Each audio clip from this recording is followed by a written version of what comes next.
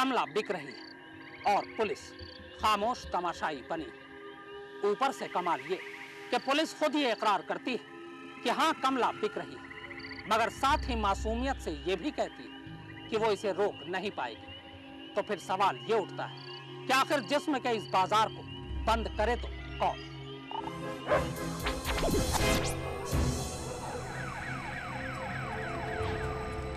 ये है उत्तर प्रदेश का महाराजगंज इलाका, बिल्कुल हिंदुस्तान के आम इलाकों जैसा, मगर फिर भी ये इलाका सबसे जुदा है।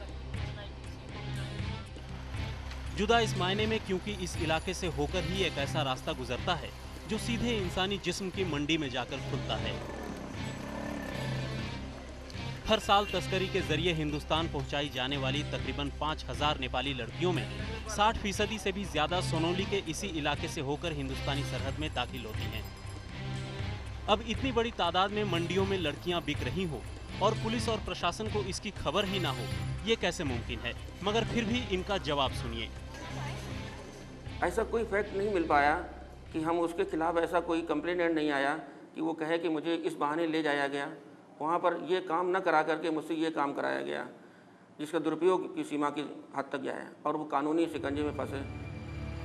सुना आपने, यहाँ पुलिस भी मानती है कि इस इलाके में धड़ल्ले से इंसानों की खरीद फरोख्त का धंधा चल रहा है, मगर फिर भी उनकी अपनी दलील है। पुलिस की काहिली का आलम आंकड़ों के आईने में देखा जा सकता है। तकरीबन 6 महीने के दौरान सोनौली में लड़कियों की तस्करी रोकने में जुटी एनजीओ ने बेशक सैकड़ों ऐसे तस्करों को पकड़ा हो, मगर इंसानों की तस्करी का एक भी मुकदमा दर्ज नहीं है। हमारे यहाँ मानव तस्करी से संबंधित कोई भी मुकदमा दर्ज नहीं हुआ है। उसका कारण यह है कि कोई भी व्यक्ति, चाहे वो दलाल हो, चाहे जिन लड़कियों को या लड़कों को दलाल ले जाते हैं विदेशों में तस्करी की वास्ते करने के लिए, वो जो है कोई शिकायत हमारे यहाँ नहीं करता है। हालांकि इतना होने के बावजूद लड़कियों की तस्करी रोकने के लिए काम कर रही एनजीओ मानव सेवा संस्थान के कार्यकर्ता हालात से मायूस नहीं हैं।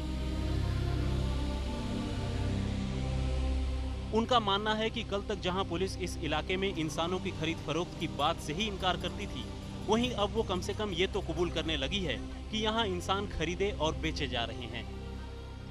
2002 के पहले ट्रैफिकिंग की केस सरकार मानने को तैयार नहीं थी।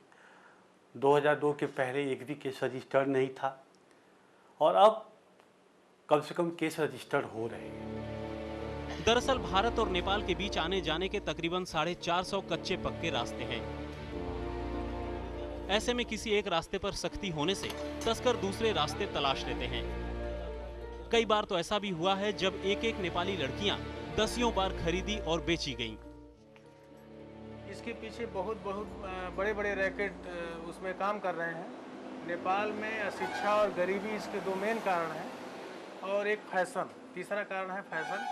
नेपाल के जो पहाड़ी दुर्गम जहां पर आवागमन का साधन नहीं है, वहां से आसानी से लड़कियों को बहला फुसला कर उनके गार्जियन को कुछ पैसा दे के ले आया जाता है। ये है भारत और नेपाल की सीमा पर मौजूद गांव भगवानपुर।